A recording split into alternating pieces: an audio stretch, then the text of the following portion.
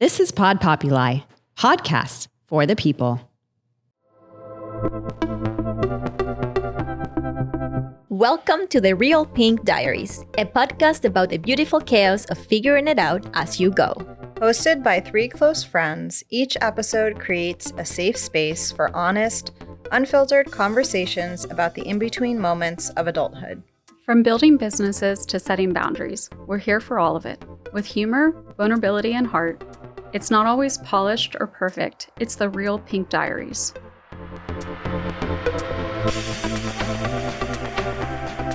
Hello. Welcome to the Real Pink Diaries. How are you, Amy? Freaking out, but awesome. I feel amazing, actually. Good. And you, Macy?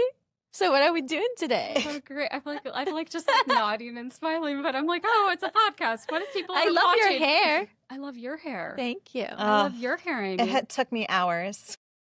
Okay, so for those that are listening, we have blonde wigs on. Curly blonde. Yes. Curly blonde. Amy, can you... Like the size of Texas, curly. They're curly. They also have like the 90s bump thing built into the wig. Yeah. It's blonde and curly for days. As many sparkles as we could. We're channeling Dolly today. So I think you guys should describe your outfits for the audio. So I have these like pink shirt with these sparkly Fringe. What do you call Fringe. Fringe, okay. Yeah. And a pair of jeans because she also likes jeans, right? Yeah. Yes. And just some shoes. What Yeah. about you? I have the dazzling wig. I put in contacts for this, and then I have a white dress that's low cut and push the boobs up, and then a very sparkly jacket with fringe on the sleeves. And I honestly quite love this. Like, I went out of my comfort zone, and I'm going to wear this again. Yeah, I think we all are. Stepping out of our Comfort zone. One thing that you didn't describe it like a kind of Oh. like a southern trope is the kind of the V of the body. So your fringe that almost looks like rhinestones on the pink shirt with the silver white rhinestones kind of comes down in a kind of cowboy cut. And Yes. Amy's has a lapel and kind of also has a similar cut to it. I am going for glamour, Dolly. Yes, you are. Yes, And you I are. actually shout out April, who I went to her house on a farm and got this whole get up. She just had it in her closet. I just went over there, and 5 minutes later, I am Dolly. You went to a person's house on a farm, and they just had Dolly clothes? Yes, she also had like other costumes too. Oh. Like April's got everything. Wow. She also does aerial yoga. I could see that. Yeah, she's super cool. That's amazing. That's that amazing. all of your I love stuff your is- outfit. Yeah. Can you describe it more? Yes. So there is a picture, but of Dolly in this like red sparkly dress. Yeah. So this is a red dress with sequins that have like almost like a vine and Yeah. And It's like a darker reddish black sequins going like up. wine color, Yeah. right? Kind of. yes, and it has a high slit, and I am wearing cowboy boots that come up to my knees. This is really out of my comfort zone. And I got this cowboy hat here on my lap to be like a little book stand for the episode outline. And obviously I had to do the whole Dolly. Like, we have the wig, but I also have the like stuffing for The boobage. I don't know how she does this. I was sitting here when we first walk in, and our producer Travis, I'm like, I can't breathe. I can't do anything. I think it's funny with Dolly because she'll make, like some people will make like poop jokes, or Yeah. like other type of jokes. Dolly's default, like when she's got to pivot or change the conversation away from something that she's not comfortable with, she just goes for a boob joke. I'm down for a boob joke any day. Oh, yeah, it's really funny. I can't think of any off of hand, unfortunately. So anyways, so for those who don't know who Dolly Parton is hold on, let me find the description here. Iconic country music legend, hit songwriter, business mogul, and founder of the Imagination Library. Yeah, she has such hits that you've heard of as Jolene.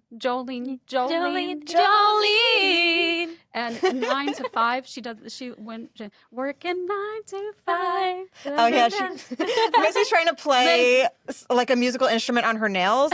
We don't have the fabulous nails that she does to do it. Yeah, she wrote We're trying. So she did this really kind of interesting song with 9 to 5. And the only reason she agreed to do the movie was if she could do the theme song. And she wrote the theme song by not playing an instrument, by sitting there playing her acrylic nails. And I'm trying to do it.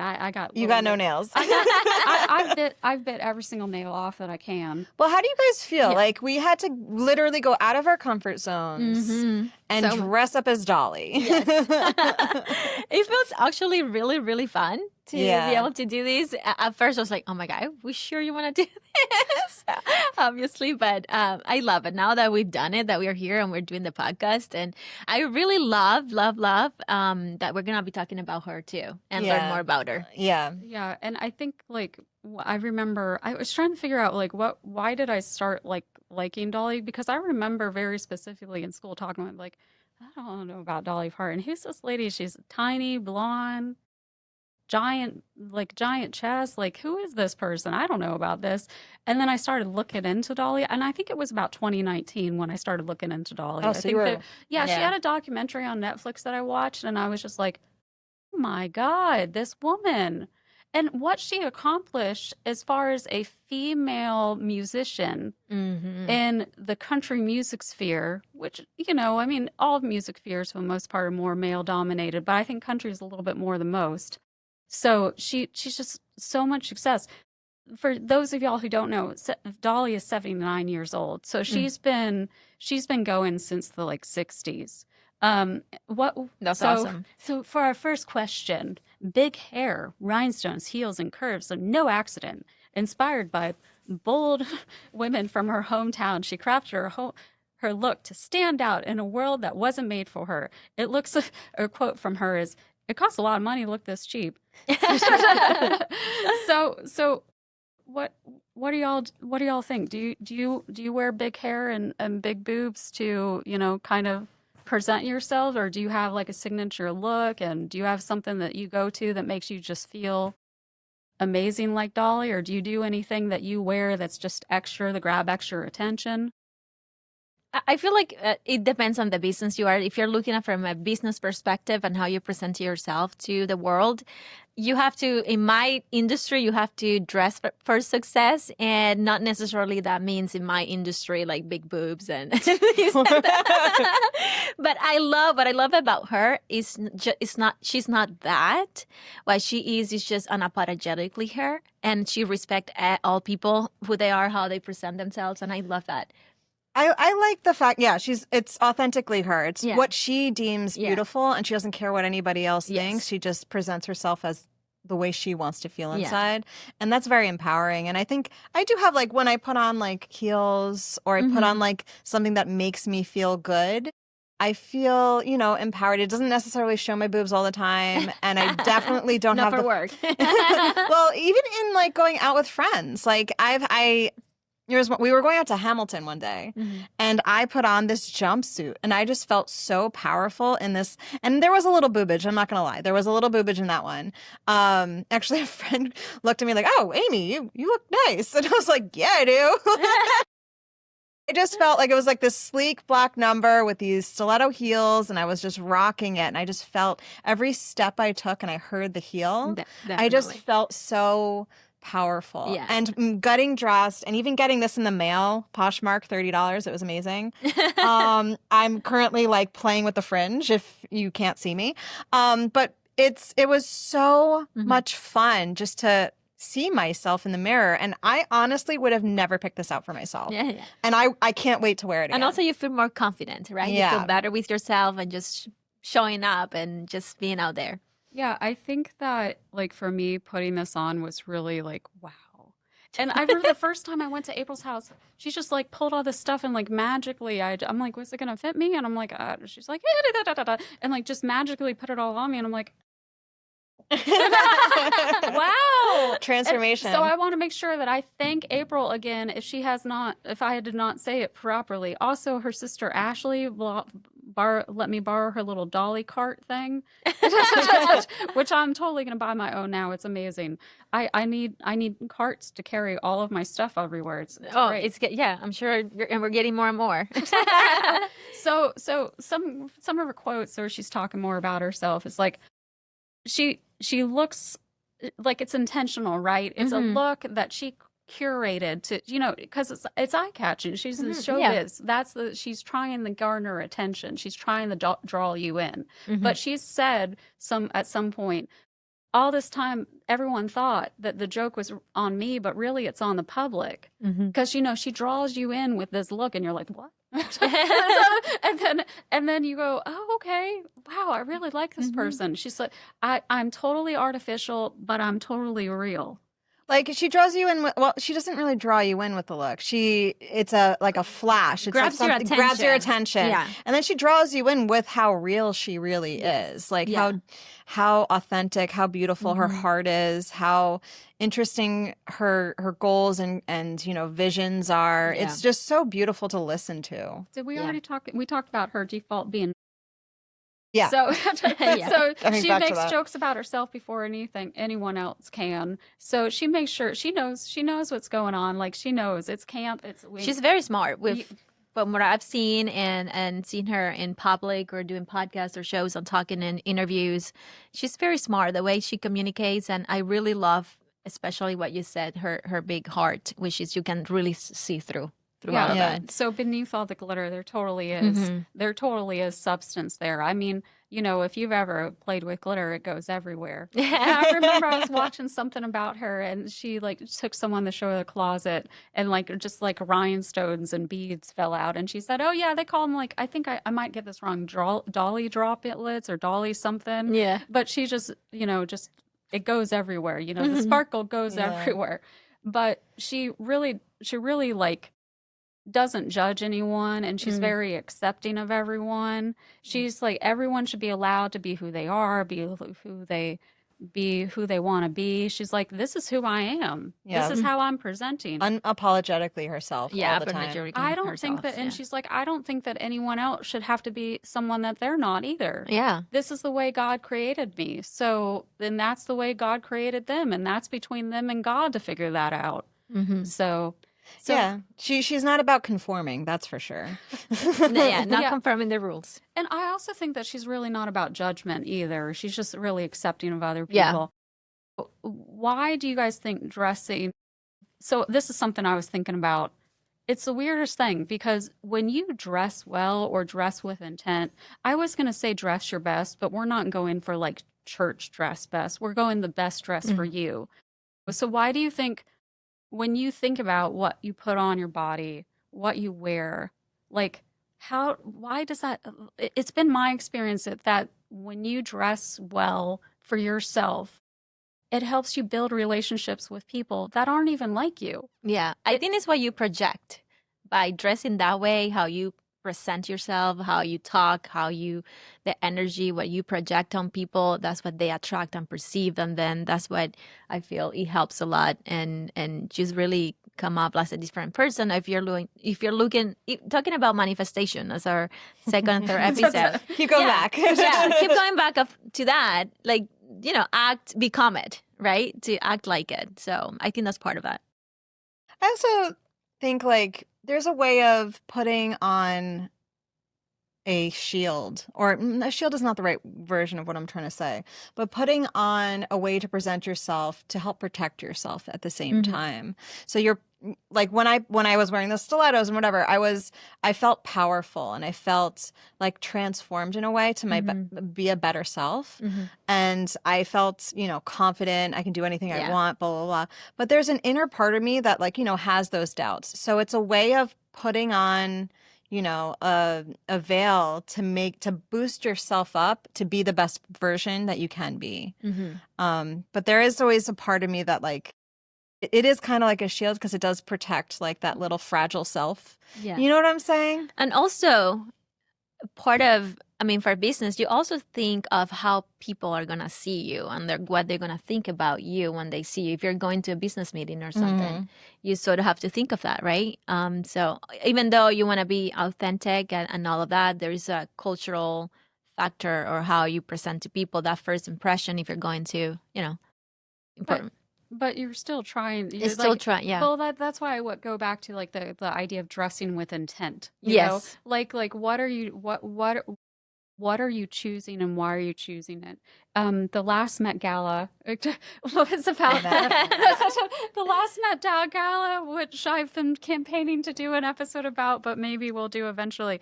But it was about Black dandyism, and in that, I think they were saying that was particularly started that it was a Black male culture from the early 19th century, just dressing with intent and trying to portray what they want.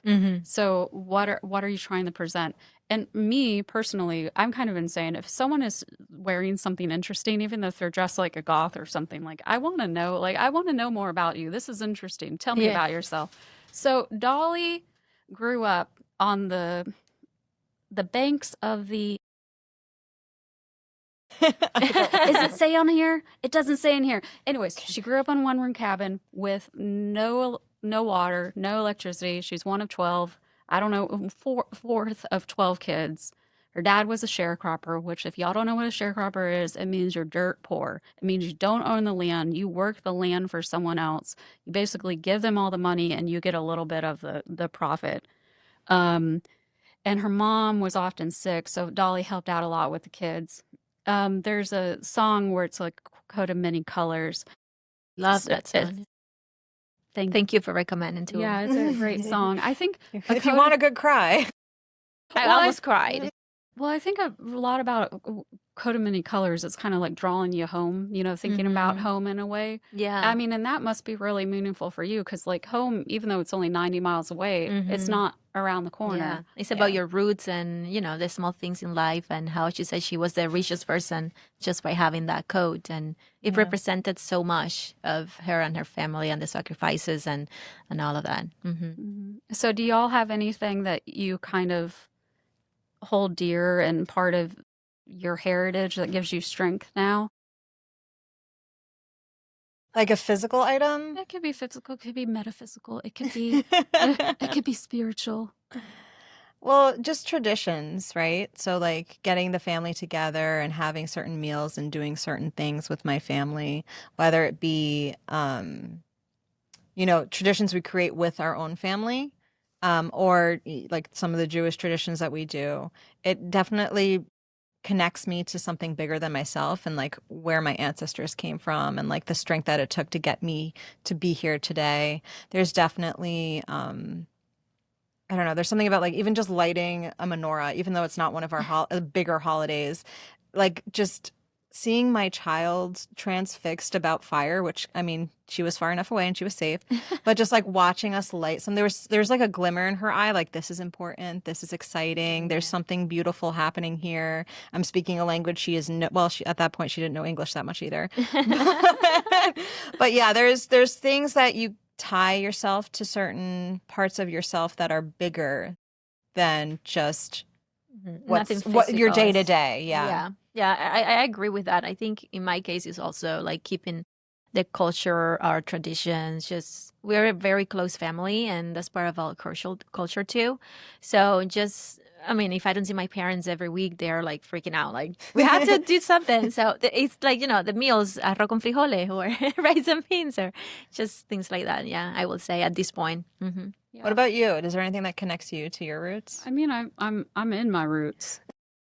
I mean, I'm where I grew up, so it's kind of like there. But we do have family traditions. We have the pig jig, which I avoided for many years because I don't eat pig. But, that's a family reunion. That's meaningful. I mean, you go camping. That's something that your family do a lot, but right? it's not necessarily like we've done it, but I don't know. Talking about living in close quarters, though, I did have an experience where I came back from college And then my brother was moving from New York to Florida and looking for a home. And it was like the perfect storm of things to happen where we kind of all moved back into my mom's house. And it was, That's when I met you. yeah, that's when you met me. It was like, yeah. So there was me, my brother, his wife, who was pregnant, both grandparents, both nurses' aides to help out, my mom. So there was 3 generations and fourth generation in the stomach, like living in one house at one time. It was also a very good size home. Well, it was, I mean, but at the same, we fit, but it was still, we were interacting. There's one kitchen. We're interacting with each other on a main, like, it was a lot. So growing up with like a very close-knit family where you can actually even just experience that, because that's not a typical thing to experience, having 4 generations in one home. Yeah. So I would say, it was something that I'll always remember, even though it wasn't the best during. Looking back on it, it was something that I kind of cherish at this moment, you know? Yeah, memories. Based on the size of the home, that house was purchased with like 2 generations going in to buy a larger house for everyone. Yeah, no, it was for my grandparents to move in with my parents, but then they didn't expect that their kids and kids to be will be like joining. It was a lot. So after she grew up in this idyllic place that was also incredibly difficult and just a hard way to live.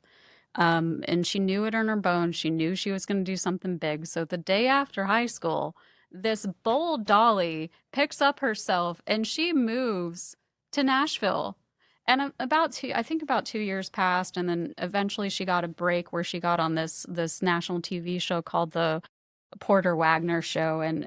But let me backtrack just a minute. She moved to Nashville.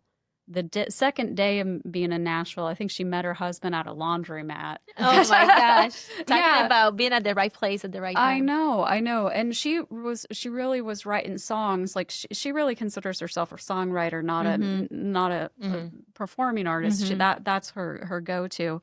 But her journey definitely took her from like, she went from a tiny like 1 or 2 bedroom to like a larger city, I should say. Well, the where country music's like, you know, she went to Mecca for lack of a better word. Is that an appropriate thing to say? Yeah.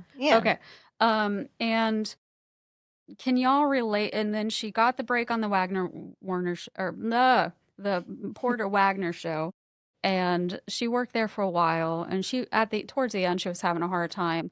And you know how she finally quit? How? She wrote the song "I Will Always Love You" and she performed it to him. How does that go? I'm not saying that. I'm not saying that. Yeah, but it's that song. That is like a Whitney Houston moment that none of us have the capacity to do. I might be able to. Actually, okay, go ahead. You do sing. But I can't. For some reason, it's escaping me right now. But she sang the song to him, and that's what got kind of like got everything going for her to start her solo career. And, you know, she eventually, you know, made it go in. She's wrote 3,000 songs, 13 Grammys, started 9 to 5. I think Steel Magnolias too, which I have not seen. Okay, we're watching that. Sorry, I did not know you'd have not seen. Yes, it's an amazing movie. Okay, we have to do That's a nice. But so can y'all are both self-employed. So can you have gone through this journey of saying like, oh, I want to do this. I'm going to do this, or you're forced to do it, like Amy. You're like starting out. Yeah, you're forced to do it, and then you do it, and then eventually you get to a point where you can sort of pay your bills. Can y'all relate to that? Well, starting out, yeah. I mean, I definitely started out in a way that wasn't expected, so it wasn't planned. So I was taking anything I could get. I wasn't very picky. I was just grateful to have an opportunity to make money. And then as you get along, you kind of see either the things that will work for a project or not, and you can say yay or nay to them, and you build something bigger than what you anticipated. Exactly. So you learn from all the mistakes you make, and I made quite a few, just like saying yes to everything. And then I don't know, I started, okay, now that I'm surviving and paying my bills, what is it I want to do with this thing? Like, okay, I'm not just surviving anymore. I get to dream about where I want to go. And so that transition, I'm still refining it. I'm not gonna lie. It's always a work in progress. evolving. Yeah, it's always evolving. But then I started to get into like 3D printed homes because I had a friend who presented the opportunity. I didn't even think about it until he presented. I'm like, this is an amazing idea. And then I got into like, I wouldn't say like sustainability completely. It's more of a like a holistic way of looking at it, more psychological way of looking at it. And then I just kind of grew and grew and grew where I'm incorporating nature into everything I'm doing. I'm incorporating. So it's still evolving. It's still going. But yeah, going from just give me work, please. I just need to pay my bills to like dreaming about what this can create and what it can do for others and create healthy homes. It was definitely a journey, I will say. Lots of crying, lots of happy moments, lots of excitement, all range of emotion I went through. Oh my goodness. So when I was listening to you about the story of Dolly and how she left her hometown and then she took a lot of risks and she followed her intuition. That's what I love about her, that she really has like big dreams and she just follow her intuition. She's a hard worker, and so I think I relate. I love that part of her. That's why I relate to her in that sense, like leaving my country, my family, and stepping into a completely unknown area zone, going to a different country and start a life from zero. I'm taking lots of risk along the way, and then moving again to a different country. But the biggest thing is just those big dreams and your goal, whatever you want for yourself in the future, and just making it happen by just taking risks and just trusting the unknown and trusting that it's going to be okay. And the just have to, like, process. push, get through, work hard. And similar to that was when I decided to create my company. I wasn't always in real estate. I was in engineering and architecture, and I was working for other people. Then one day, I don't know why, how I can remember the exact moment when I said, well, I don't want this anymore. I don't see myself doing this in this way all my life. And I decided to then transition to having my LLC company, consulting, and then eventually moving fully into real estate and running my business in real estate. Yeah, it's definitely interesting how you evolved, because it was like the comforts of home and the community that you have there, then growing to a different place, building with your family. Right. So it's like you have your home base. And I feel like Dolly always had her home base. So she kept that very close to her heart, no matter what she did. And she brought it with her. Yeah. And just put it out there with her songs. She just brought her culture always. She's presenting who she is truly from the core. One thing to say about Dolly is we just recorded all those motherhood episodes, and we've got another one to record as well. But Dolly doesn't have kids, but she's one of 12, so she's got a lot. And she raised, I think, 2 of her siblings. Yeah, and she's got a lot of family that she still has relationships with. I would like to encourage anyone that is interested in learning more about Dolly.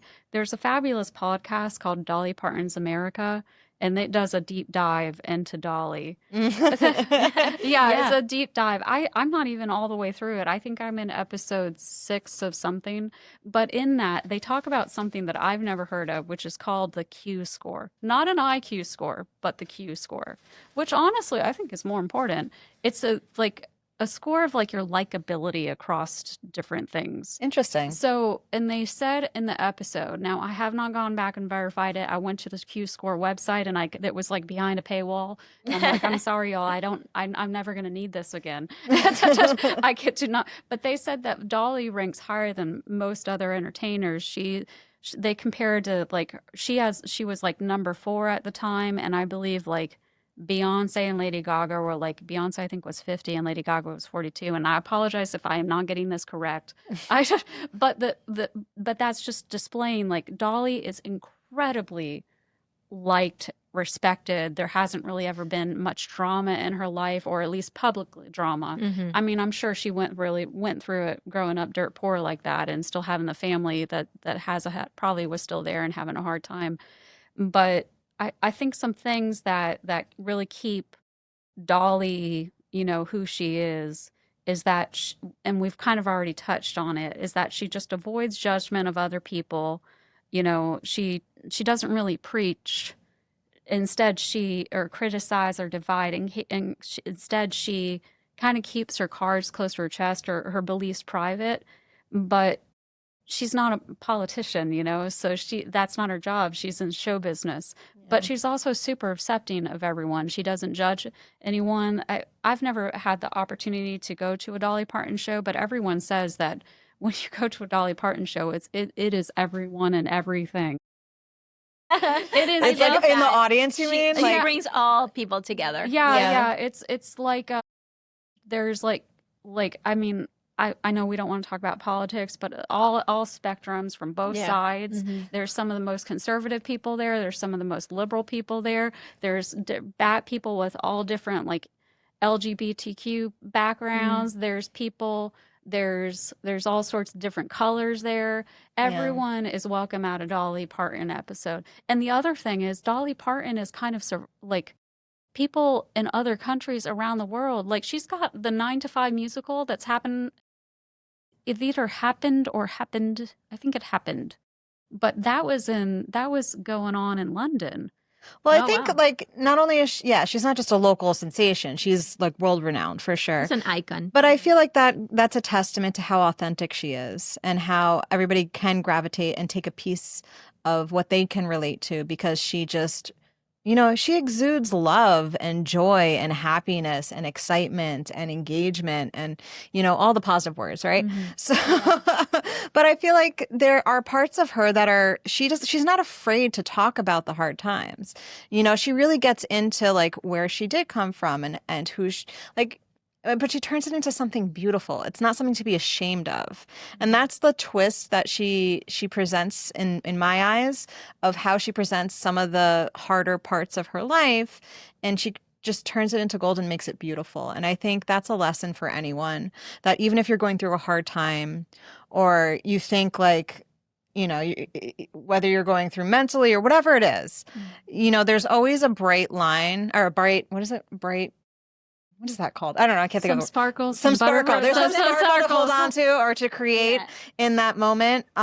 Because that happens to me a lot. Like when I'm in it, I can't see the positive in anything. But when I go back to it, I see that like it happened for a reason. I grew from it.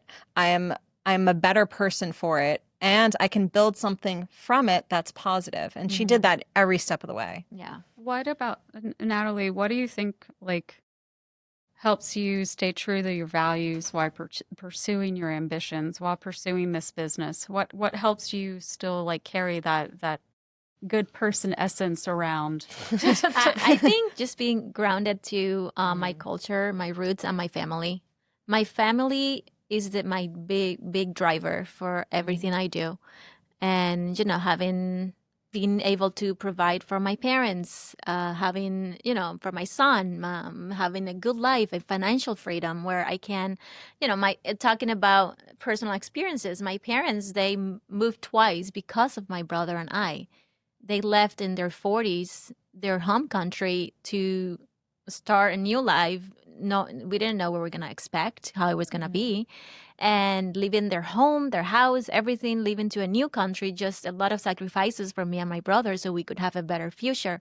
And they did the same again coming into the States. So it's not like they ever asked for anything, but one of my big dreams and responsibilities that I feel I have is just to be able to be there for them when they get older and provide for them and just let them know that they're safe, you know? Yeah, but I mean, you also have some like fabulous qualities as a human being too. You're a good person. Yeah, they're like fiercely loyal. You're very honest. Yeah. You do. I think you also have the Dolly vibe of like, you know, her husband. Like there's like only a handful of pictures of him. They were married for very private. Yeah. Yeah, they were married for 60 years. He passed last year, and I think there's like 3 pictures of him or something like that. And the 3 pictures, he seems like a good-looking dude, but no one really knows he's an enigma. You know? And it's done intentionally. Like she kept that Well, he didn't want to be in the Yeah, exactly. Yeah. the guy. She kept it for him because he asked her to. He's like, I don't want to be a part of this. Like, and that reflects on how she is. Like Yeah. she's so accepting of who you are, and they were able to make it work, even though they were in completely different pages in that sense. And well, I think they were on the same page, but she turned the page when she wanted to and then went back. You know what I mean? Yeah, like she definitely. obviously he supported her. Yeah. I mean, he definitely didn't stop her. She She kept on going. Like, I just think that's beautiful. That it shows a testament to, like, you don't have to have everything in your life aligned to one goal for it to work. Yeah. You can have different pages. You can have separate parts of yourself that fuel each other and better yourself. I'm sure she would admit, like, having such a loving and supportive husband that, you know, was like, go for it, girl. Do what you got to do. But then keeping it a private life actually was probably healthier. Yeah, not everything about her life is in like that portion, not her marriage not being in the public eye. Yeah.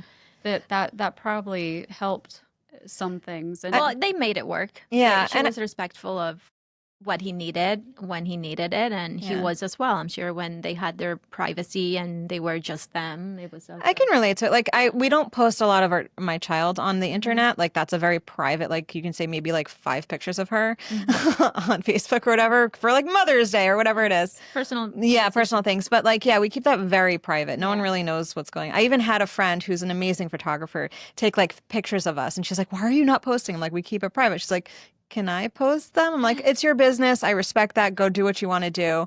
But it was something that we chose as a private part of ourselves. I don't really post a lot of my personal life online. Yeah. That's like, I might have one picture of my wedding. Maybe. I don't even know if I do. But it's just, I like to keep my personal life separate. But this is fun. This is entertaining. This is having so much fun doing this, and this is my Dolly side of my life where I get to interact with you guys and get to share all my like inner secrets in my diaries. I think for me what's been fun is like I don't really have a lot to post on social media, so like this has kind of been like a fun thing to post on social media. I'm sorry y'all if to you're tell getting story. tired. Now we have a story to tell. Got something like, hey, we got this cool thing, we got this cool fun project I'm working on where we're dressed up like Dolly. Hi.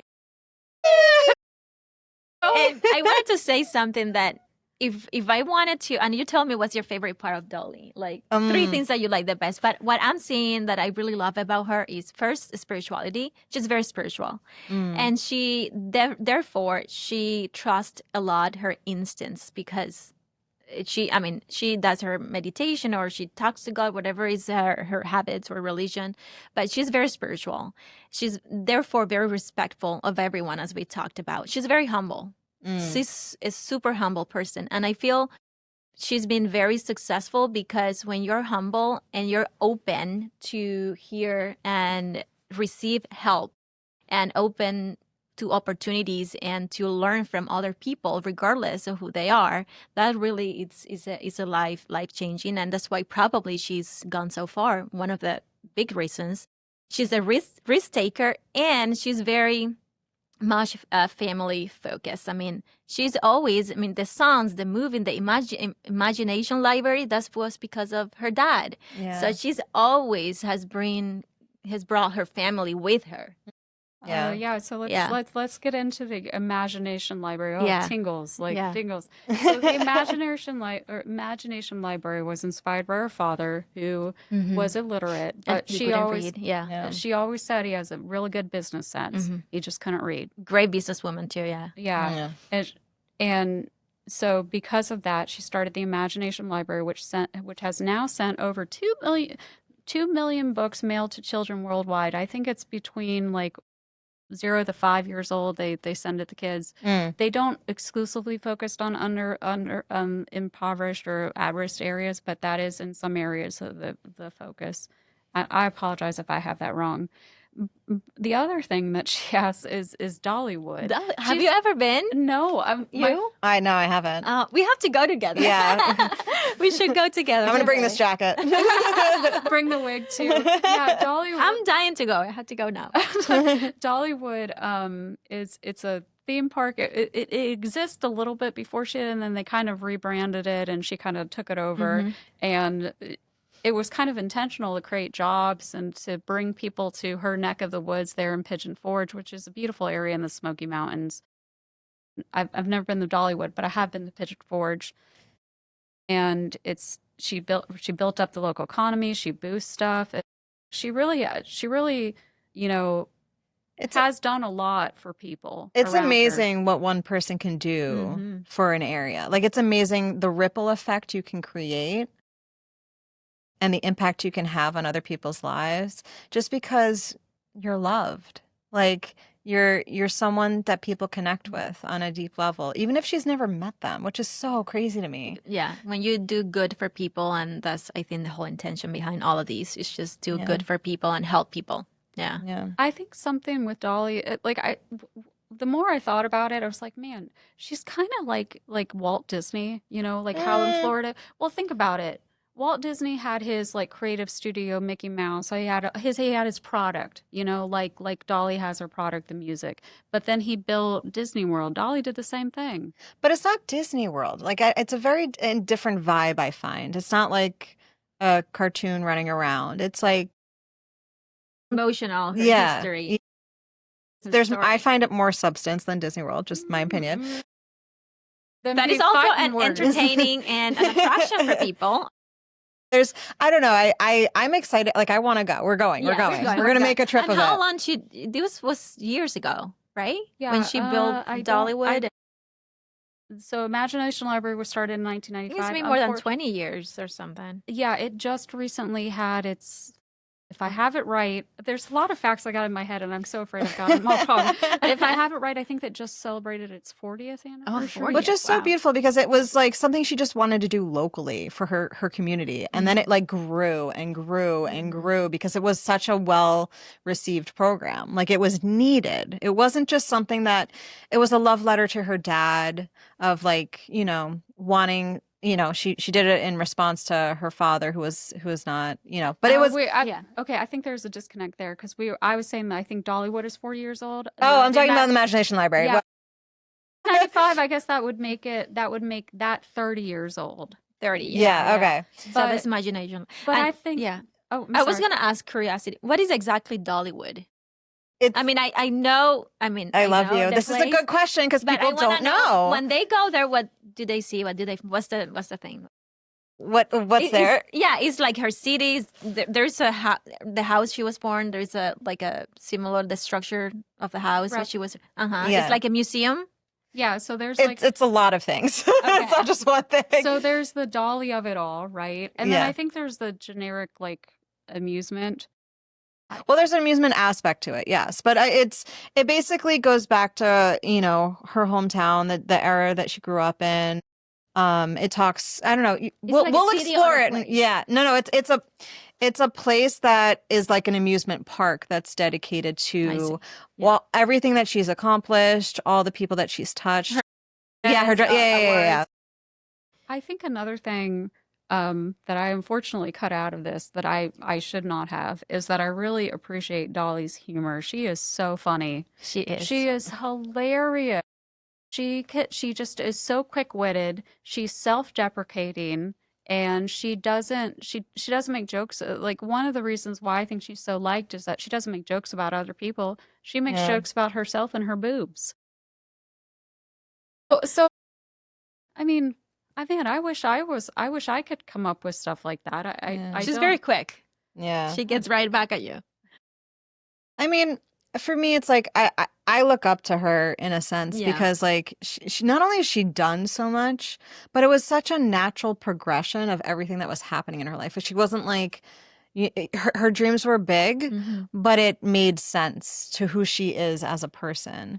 And I feel like if we can just tap in more to our authentic selves and find the things that could potentially help others, like it's a goal of mine to do that, to even if it just touches one person. Like, I don't have to have the array of ripple effect, but if I help out someone else who was in a position like I was growing up or whatever it is, it's a goal of mine for sure. It's something I look on to like be able to do. Yeah, like what would be your Dollywood? I'm sure y'all got something in your head that you want to build. Natalie would. Natalie. Natalie Wood. Natalie Akers. Jaima Hood, maybe. Yeah. Everybody pronouncing which way does this pronounce?